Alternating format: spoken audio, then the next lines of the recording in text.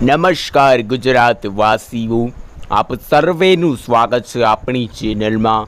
આજે તારીખ થઈ છે 7 ઓગસ્ટ અને વાર થયો છે ગુરુવાર। આજના તાજા હવામાન સમાચારો જાણીશું।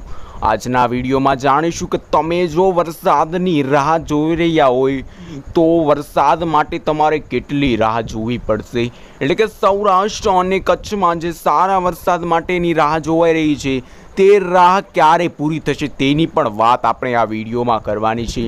તેમજ આવનારા નવા વરસાદી રાઉન્ડની માહિતી, તેમજ અત્યારે તમે જોઈ શકો છો બંગાળની ખાડીથી મહારાષ્ટ્ર લાગુ વિસ્તાર સુધી એક મોટું ટ્રફ તૈયાર થયું છે, જેના કારણે ગુજરાતમાં પણ આ ટ્રફની અસર થવાના કારણે સારા એવા વરસાદો ગુજરાતના વિસ્તારોમાં આજના દિવસે નોંધાઈ શકે છે। તમને હું લાઈવ બતાવી રહ્યો છું। આ જોઈ શકો છો મહારાષ્ટ્ર લાગુના વિસ્તારો એટલે કે મુંબઈથી માંડી અને આ બંગાળની ખાડી સુધી આ વાદળાઓનો ઘેરાવો તમે જોઈ શકો છો। આ ટ્રફના કારણે ગુજરાતના વિસ્તારોમાં સામાન્ય વરસાદી ઝાપટાઓ નોંધાઈ શકે છે, પરંતુ જે વિસ્તારોમાં આ ટ્રફની તીવ્રતા વધશે તે વિસ્તારમાં સારા એવા વરસાદ થઈ શકે છે, એટલે કે 1 ઇંચ સુધીના વરસાદ દક્ષિણી ગુજરાતમાં નોંધાઈ શકે છે।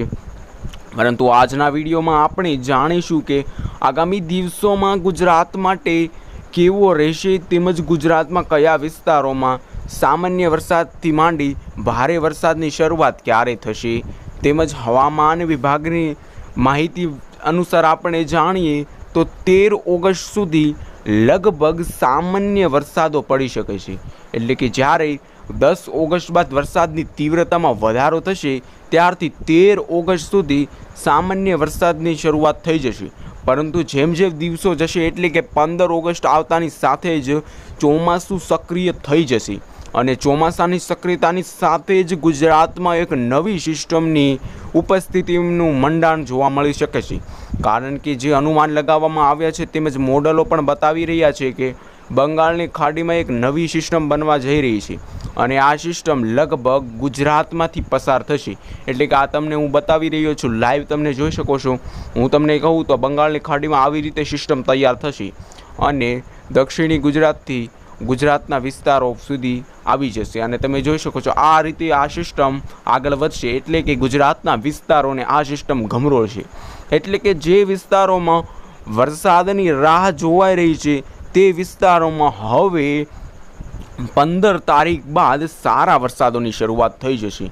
અને આગળ આપણે વાત કરીએ જે દક્ષિણી, ઉત્તરી અને મધ્ય ગુજરાતમાં જે વરસાદે કહેર મચાવ્યો હતો, એટલે કે 8 થી 10 ઇંચ સુધીના વરસાદો પડ્યા હતા, ત્યાં પણ આ વખતે જે સિસ્ટમ નવી આવવાની છે તે સિસ્ટમની અસરો થશે।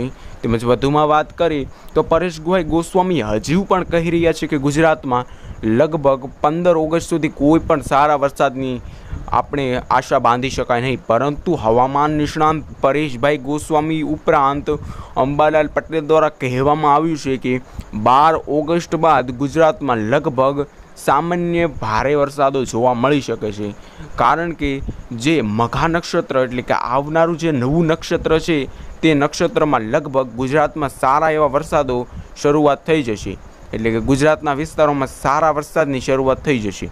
મઘા નક્ષત્રમાં વહેણ એટલે કે આપણે તેનું દેડકા સાથે મઘા નક્ષત્ર આવશે અને દેડકાને વરસાદ પસંદ હોવાના કારણે આ મઘા નક્ષત્રમાં સારા એવા વરસાદ થશે। તેમજ વધુમાં આપણે વાત કરીએ તો આપણે અત્યાર સુધી બંગાળની ખાડી ઉપર આપણે જે સિસ્ટમો આવી તેના પર નિર્ભર રહેતા, જ્યારે અરબ સાગરમાં માત્ર એક જ સિસ્ટમ બની હોવાના કારણે આ વખતે અરબ સાગરમાં લગભગ કોઈ પણ સારા વરસાદની સંભાવના નથી। પરંતુ 18 ઓગસ્ટ એટલે કે જ્યારે 15 ઓગસ્ટે બંગાળની ખાડીમાં નવી સિસ્ટમ બનવાનું શરૂ થઈ જશે, તે સિસ્ટમના અસરરૂપ થોડા વાદળાઓનું વહન અરબ સાગરના વિસ્તારોમાં પણ થશે, જેના કારણે બંગાળની ખાડીમાં તીવ્રતાના અનુભવના કારણે બંગાળની ખાડી સક્રિય થઈ જશે, તેની સાથોસાથ અરબ સાગર પણ સક્રિય થશે। એટલે કે સપ્ટેમ્બર મહિનામાં અંબાલાલ પટેલે આગાહી કરી છે કે સપ્ટેમ્બર મહિનામાં લગભગ અરબ સાગરમાંથી જે એક મોટી સિસ્ટમ બનવાની છે, અરબ સાગરની શરૂઆત ધમાકેદાર થશે તેવી પણ આગાહી કરવામાં આવી છે। એટલે કે જ્યારે અરબ સાગર સક્રિય થશે ત્યારે લગભગ ગુજરાતમાં સારા એવા વરસાદોની શરૂઆત થઈ જશે અને આવનારા દિવસો એટલે કે 15 ઓગસ્ટે જે સિસ્ટમ બનવાની છે તે સિસ્ટમ બાદ હવે બંગાળની ખાડીમાં સિસ્ટમો બનવાનું ઓછું થઈ જશે, પરંતુ આ બંગાળની ખાડી ઓછી સક્રિય થવાના કારણે જ અરબ સાગર વધુ સક્રિય થશે।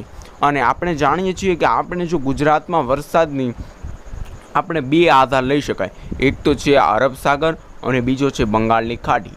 જો અરબ સાગરમાં સક્રિય બને તો સૌથી વધુ તેનો લાભ ગુજરાતમાં મળે, ગુજરાત તેમજ રાજસ્થાન છે તેમજ મહારાષ્ટ્રના વિસ્તારોને સૌથી વધુ લાભ મળે।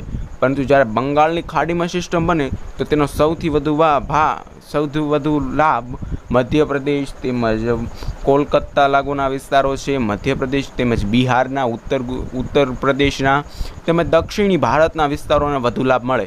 પરંતુ જ્યારે અરબ સાગર સક્રિય થશે, એટલે કે જે ગુજરાતના સીમાને અડીને સાગર આવેલો છે, જ્યારે તે સાગર સક્રિય થઈ જશે ત્યારે ગુજરાતમાં લગભગ સારા વરસાદોની શરૂઆત થઈ જશે। એટલે કે જે ગુજરાતમાં અત્યારે વરસાદની તાણ જોવા મળી રહી છે, એટલે કે વરસાદનો ખેંચાવો જોવા મળી રહ્યો છે, તે ખેંચાવોમાંથી આપણને રાહત મળી શકે છે અને સારા વરસાદની શરૂઆત થઈ જશે। તો મિત્રો, આ હતા આજના તાજા હવામાન સમાચાર। જો તમને વિડીયો ગમ્યો હોય તો એક લાઇક કરવાનું ભૂલશો નહીં અને કમેન્ટમાં કહેજો કે તમે કયા વિસ્તારોમાંથી અમારો વિડીયો જોઈ રહ્યા છો। ધન્યવાદ।